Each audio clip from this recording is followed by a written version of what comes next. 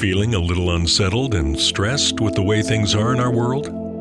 Experience the peace of Jesus with Finding Peace, our 5-day devotional. Visit purposely.com to sign up. Purposely. Your life, God's purpose. Listen at purposely.com. One of the coolest things on the podcast is when I get to introduce you to some of my friends who are local here where I am. And this is someone I have had in my life for a long time. She's also one of your top episodes. It just keeps coming back time and again. And here is a little trivia fact for you. This particular guest, when we pitched the idea about doing a podcast over 10 years ago, she was our little test episode. She was what we recorded to put in front of management to see if they thought that maybe this AllMomDoes podcast could have some legs. She is someone who has a unique perspective when it comes to how we often allow our stuff to define us, to weigh us down, because she's been running a successful estate sale business for many years. Not only is she just a powerhouse of a small businesswoman, she's also one of the funniest people I know. And so I'm so thrilled that you're going to have a chance to listen to her as part of our Summer 25 Simplify series. Here's my amazing friend, Allison Armstrong. Thanks for being on the show today. Thank you. I'm super excited. How does it feel being the person who kind of helped kick all this off? We're in our 5th season, Allison, and it has a lot to do with you. You sold it, girl, when we when we put this thing together. Honestly, I feel like you owe me a lot. So, I'll be waiting on that huge gift to show up, whatever that is.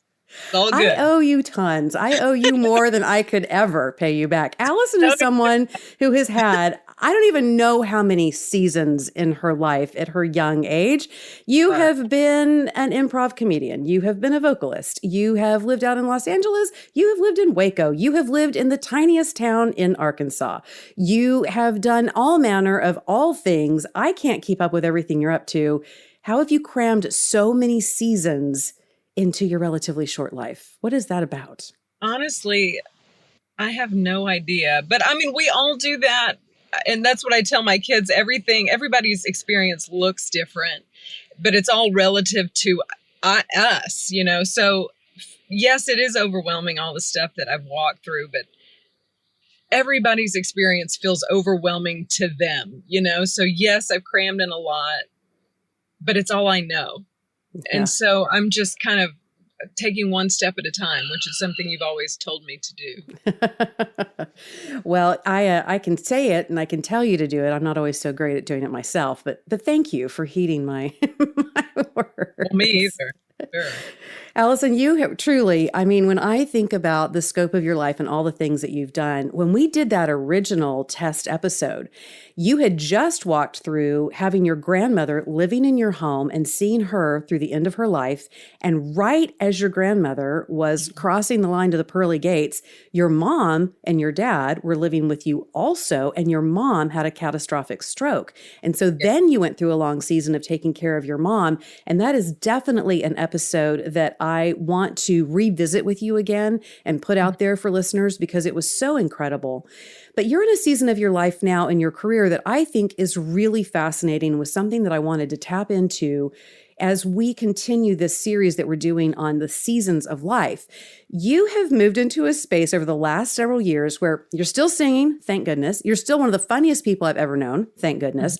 But you have started an estate sale company where you go in and you help people clear out the houses that they've been living in for however long. And I find this work to be absolutely fascinating. First of all, I have been the recipient of some good deals, which I really appreciate. But you have this incredible ability to go in to understand the value of people's stuff and know how to price it and organize it and all the things. But you've also learned some really fascinating spiritual lessons as well. So back us up to when you started doing this, because when I walk into someone's home, when I had to clear my mom and dad's house, when I had to clear my in-laws' house, I was so overwhelmed. I'm fascinated how you're able to walk in and begin to make order of the thing. So how did all of this start? I started working with the lady actually at my church. That was years and years ago. And she did estate sales for a living. She was in her 80s. She could no longer. It's a lot of heavy lifting. It is very physical. And you're right, it is emotional. But for her, she couldn't do the things that she used to be able to do. So she called and asked. I had a partner at the time if we would work with her. And she kind of just taught us every single thing there is to know about estate sales. Now it's so completely different because back then there was no internet. I mean, there was an internet, but there was nothing on the internet. Yeah. Now every single thing is online. So it makes my job a lot easier. And now that I've been doing it, for over a decade, it's so much simpler than it used to be.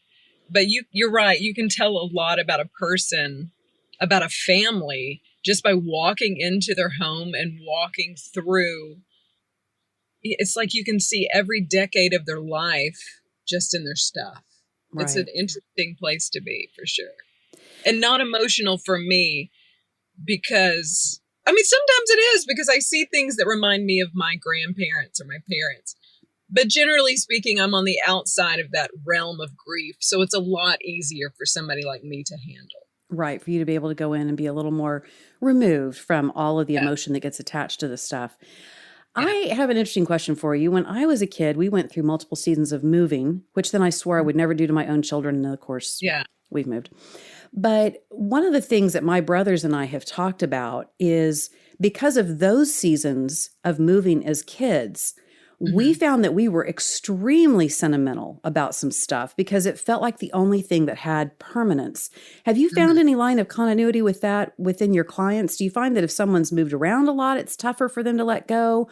Or does it not seem to matter? That's just one of my own theories I wanted to test out on you. Oh, absolutely. My dad was a preacher, right? So we moved from place to place. I can totally relate to that because if someone asked me, what's your hometown? I don't have a hometown. Right. I don't. So there are certain things, and my mom, I wouldn't call her a hoarder, Julie. That would be mean. That would be mean. But there are certain things that she has put in a box and refuses to let go because she feels like she's holding on to her parents and her children and her, young marriage. And that's difficult because your loved ones and your experiences are not in those things. We typically think that they are, but they're not. It's just stuff. And at the end of the day, and what I tell my mom, and she absolutely does not listen, is that you can't take it with you. And it's going to sit in that box or sit in the cabinet or sit there in your home, cluttering it up. And it makes it difficult to move forward because you're stuck in the past. So yes, that's something I see absolutely all the time. Really interesting. And, one thing that I found that was difficult for me to let go of, and now I'm sort of patting myself on the back a little bit, so you got to kind of watch this, is there were a lot of baby items for me because I don't have a great memory. If it's trivia, if it's history, if it's some random Bible verse or a Greek word, I'm your girl. But when it comes to really remembering what did we do for Madison's, 4th birthday party, I'm clueless. But if I have an object, then I'm able to go, oh yeah, and it opens up this portal for me to be able to remember. And I found that I hung on to a lot of baby stuff. And part of it, Allison, was truly stewardship. And this is the place where I think that our stuff and some of our spirituality gets crossed up because, we used baby clothes from number 1 all the way to number 8. Like we reused all kinds of stuff. And so because of that, I do think there's something to that for me that when I think about the seasons of my life, and the times where, let's say, finances were tight and we had all these little bitty kids and I kept hanging on to stuff, some of those practices that were good disciplines at the time, those are sort of hard to lay down too. Now I'm like, oh, well, I'm going to be able to use some of this baby stuff when, grandbabies start coming to the house. So now I'm like patting myself on the back. But how do you untangle all that with clients where you have things that they represent memories, they represent good things like being thoughtful and careful with the blessings God has given you, with being good stewards? Like, how do you coach people and untangle all of that when it comes to the stuff? Sure. It's all about balance. And I do think there's something to what you're saying. And even I'm sure you've done it where you pull something out that was Madison's or Macy's or whatever. You pull it out and you show it to them, and there is something that happens. It's like, oh, mom kept that of mine. I must be special to her. Like, there is something of great value, I really believe, in holding on to maybe just one thing, as long as we don't overdo it. But yeah, I think that's a big piece of it. Of course, everyone I come across thinks their things hold way more value than they actually do. And they, right at the beginning, when I go into a home and I look around and they walk me through what they're keeping or what they're selling, generally they want to keep way more than when it comes down to the sale, which will be a few weeks later. They end up putting it all back in, right? It's like one last hurrah. I'm holding on to this item, but then they move. Let's say they're downsizing or their kids are moving. They end up putting it back in because it's kind of just a grief. We attach our grief to things, but we can also attach really great memories. So I don't want to discount keeping things that mean something to you. It's just, you have to be balanced like anything else in life, right? Right.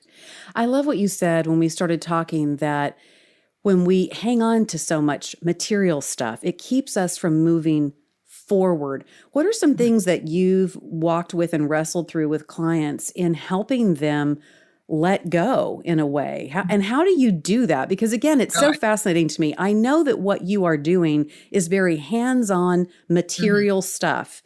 And yet I really see you as sort of this spiritual doula who's helping people let go of what's been and move forward. It just happens to be through the vehicle of their stuff. So what do you say to people? How do you help them let go so they can move forward?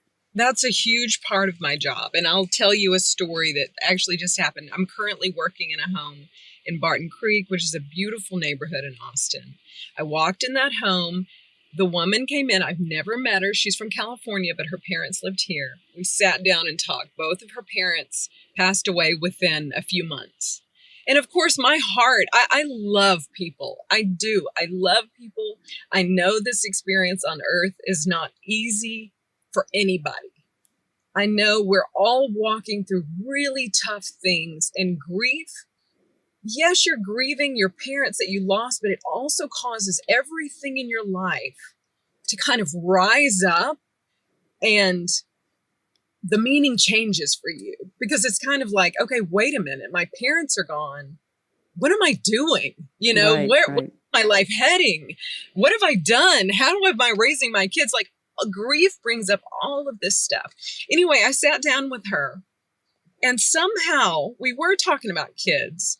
And I mentioned my brother, who has been an atheist for years and years and years, and he recently became a Christian. And it's a miracle, and it's just an awesome story. And she said, Allison, what church do you go to? And I told her, where I was going and where I'd been that Sunday. And she said, oh my gosh, I was there. I Googled, church, and I was there too. And we were at the same service. Like, it was really a cool thing. But those little connections God does that, right? He makes everything weird and funny for me. I always say he's got such a sense of humor, but also such a heart that he sees us, and she needed that at that moment, to hear the story about my brother and to walk forward and know here's someone she's never met. And we actually went to church together on Sunday, these really cool moments, which made her trust me a little more. But yeah, we always initially talk about grief. And I have noticed that people are scared to talk about the Lord or faith. And I understand why. A lot of people are not fun to talk to when you're talking about Jesus. But Jesus is awesome. He's simple and loving and kind, and he will walk with you. So when I approach the conversations, and I'm not trying to convert anybody, I'm not. I'm just trying to tell people how in my hardest moments, how I've gotten through it.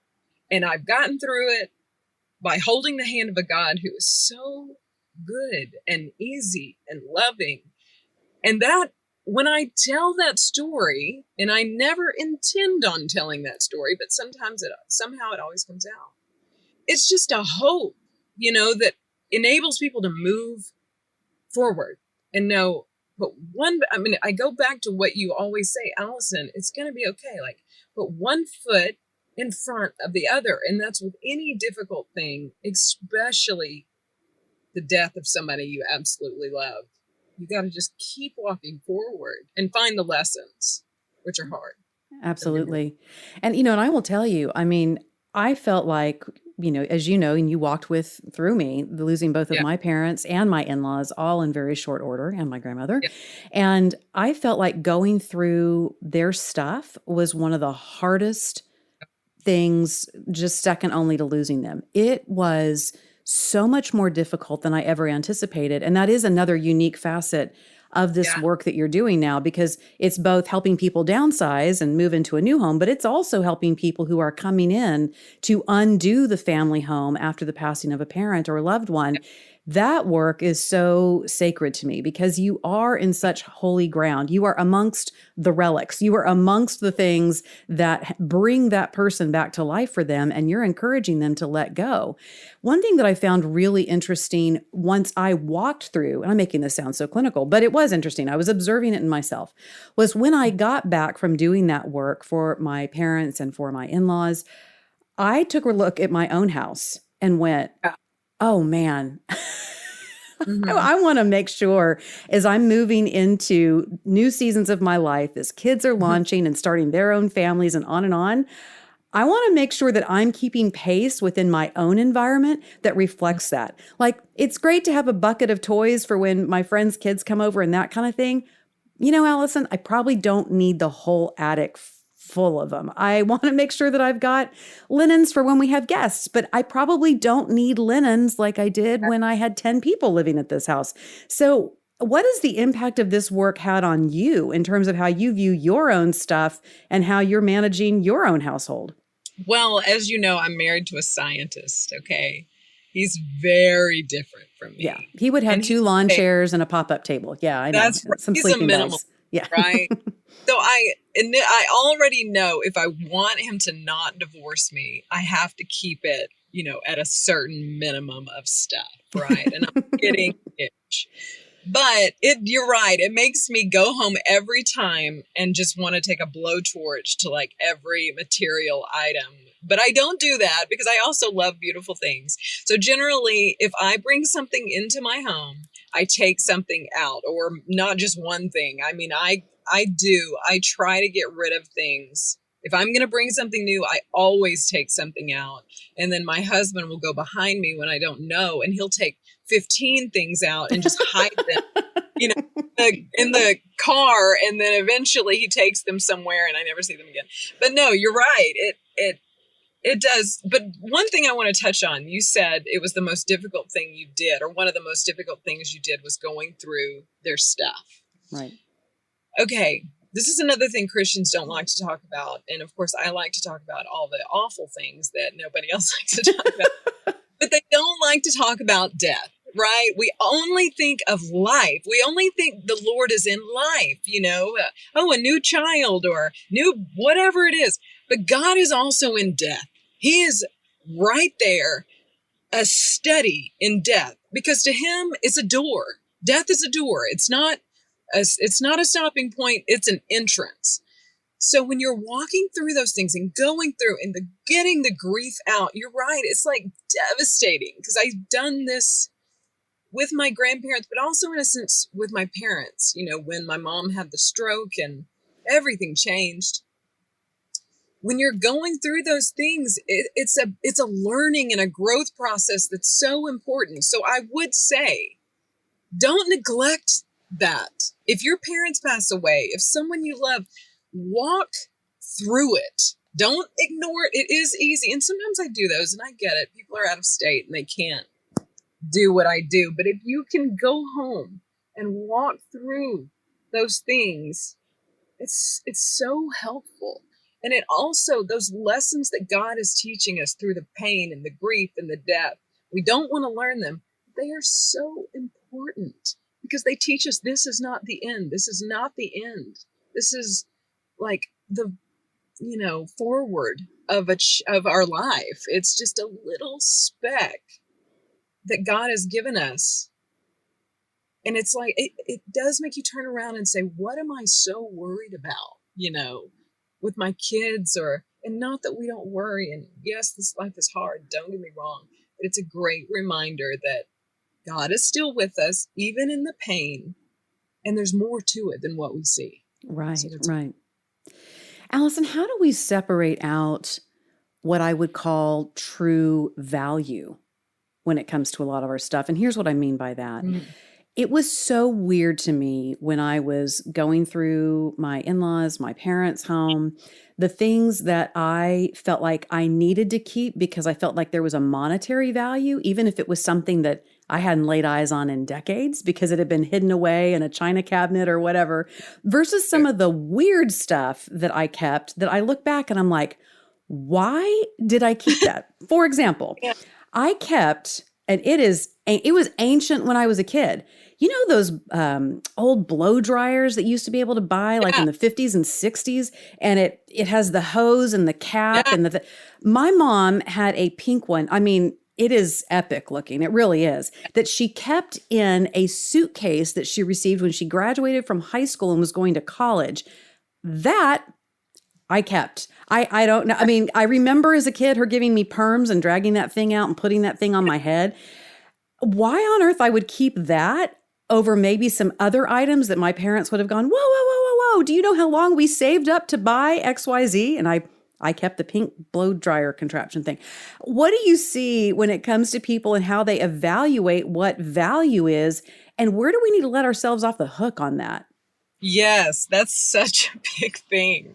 Everyone, plus you have to look at it like every generation sees value differently. Right. Maybe with your grandparents, it was Hummels or these little collectibles, which not that I don't sell those all the time. I do, but nobody cares about Hummels anymore. Right. Like think about, your kids like in their 20s. They don't care about a little figurine. They don't.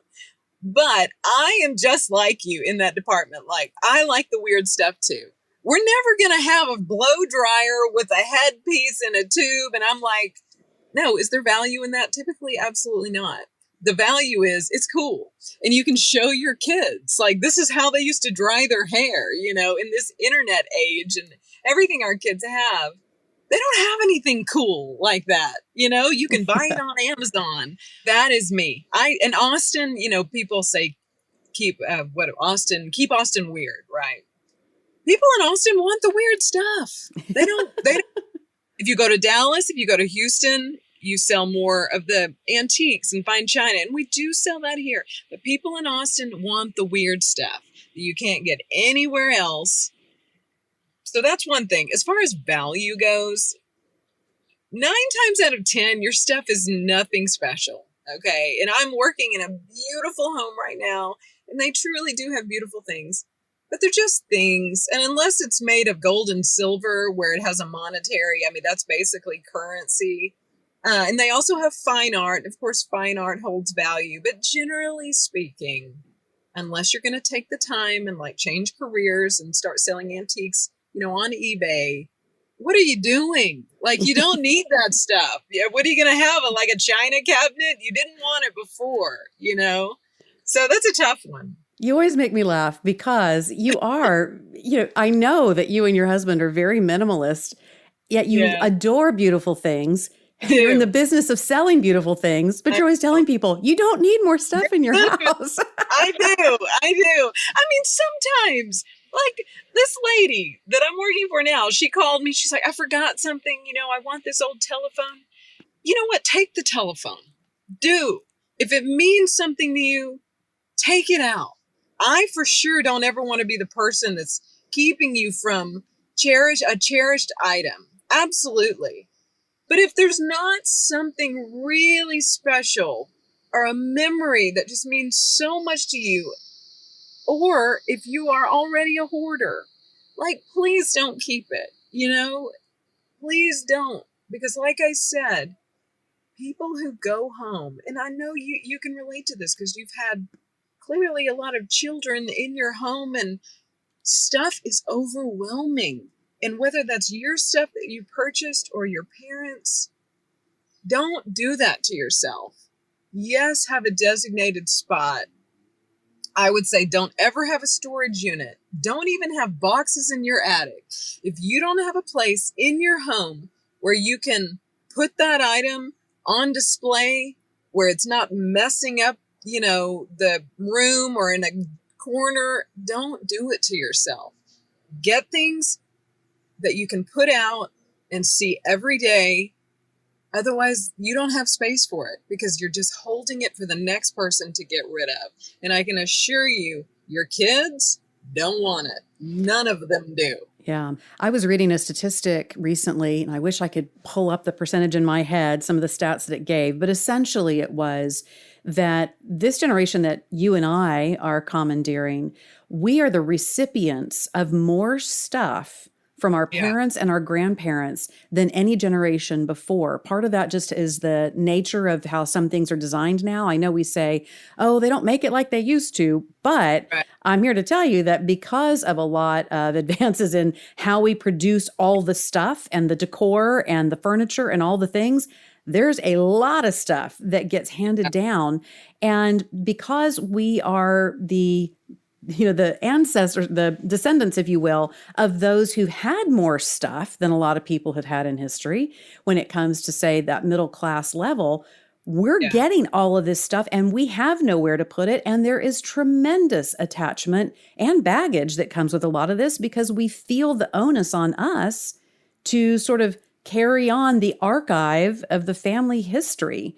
So how do you release people from feeling like, wow, well, this was my mom's and dad's, therefore I have a responsibility to take on these items that represent seasons of their life. Now I have a responsibility to pull it into my season. How do we, with honor, but also with freedom, release ourselves from that sense of responsibility of being the family archivists? It's really hard, Julie, for sure. It's even hard for me. I mean, I still have a chair of my grandmother's. I'm telling people, don't put it in your I've got a chair of your grandfather's. That's ended up at my house.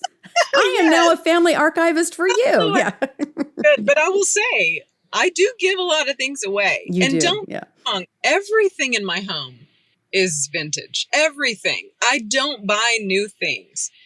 One of the reasons is I love vintage things. Another reason is my 17-year-old is vegan. She only buys vintage. She won't wear, animal skins unless they're, a certain number of years old. So she helps me in that process, like say no to new things. But there are some really beautiful things that are old and they do hold up if you take care of them. So I'm not saying don't keep old things. A lot of the new things that we purchase online, they don't last. And we kind of have this disposable economy. We buy a piece of furniture and a year later we're ready to redo the room and we want to throw it all away.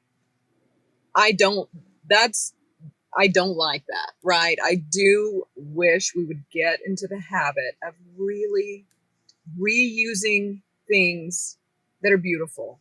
And a lot of people say, well, my house is modern or my house doesn't fit that.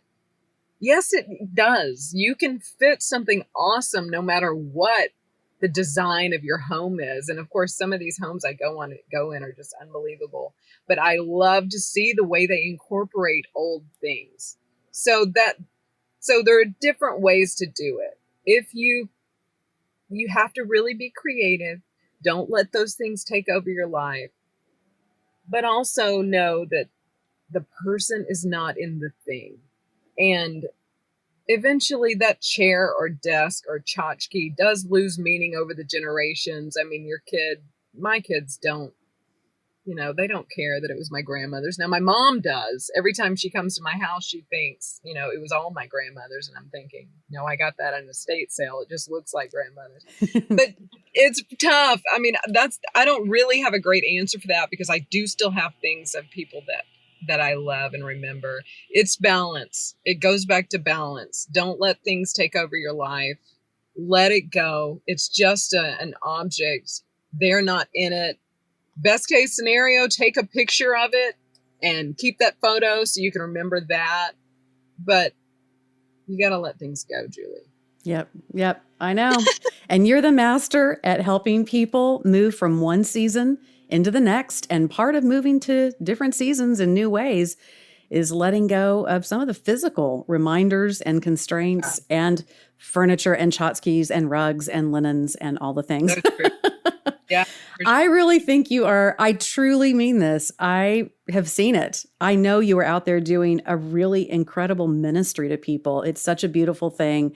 And of course, you're just one of my favorite human beings ever. So Allison, where can listeners go to connect with you, find out more about what you do, and just all around be able to soak up your awesomeness and your weirdness? Where can they go to do that? Yes. And one more thing to add is that this process, working with people, ministering to people, it's ministering to me. You know, it's really selfish. I walk through a difficult situation, but it's really God saying, Allison, you're not alone.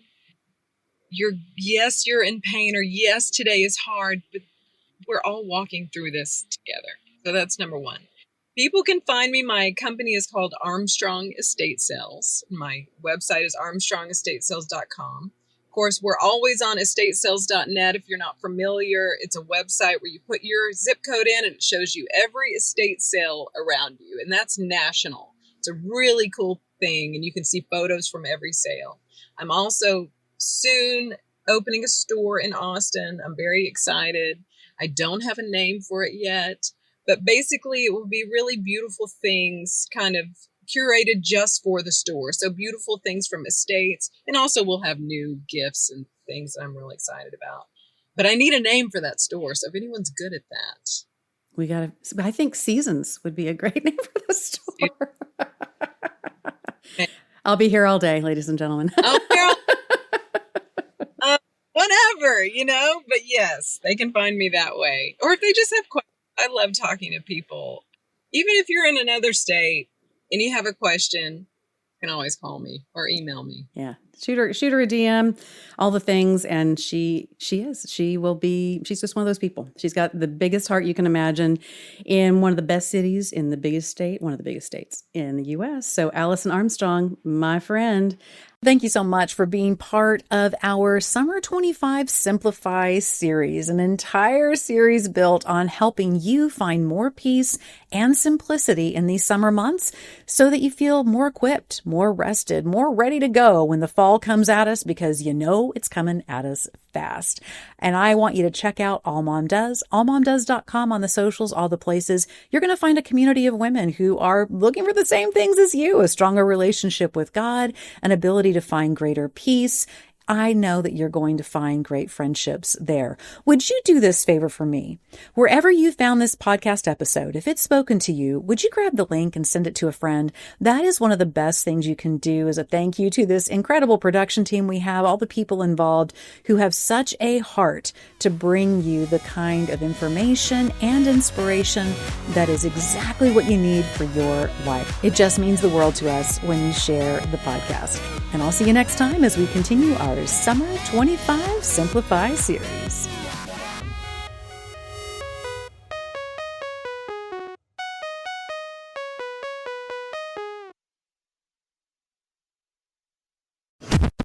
Thanks for listening. We just wanted to take a minute to let you know that just like you and your family, Purposely is also part of a family, the Krista Family of Ministries. Krista helps kids and teens learn and grow in their faith at King Schools and Miracle Ranch Camp. And Krista shares Jesus with people in the poorest, most remote places through World Concern. Krista Senior Living is a community of love and care, and Krista Media is a place of hope on the radio. God is changing lives through these 5 ministries, and Krista is on mission to share the good news of Jesus. To learn more, visit Krista.org.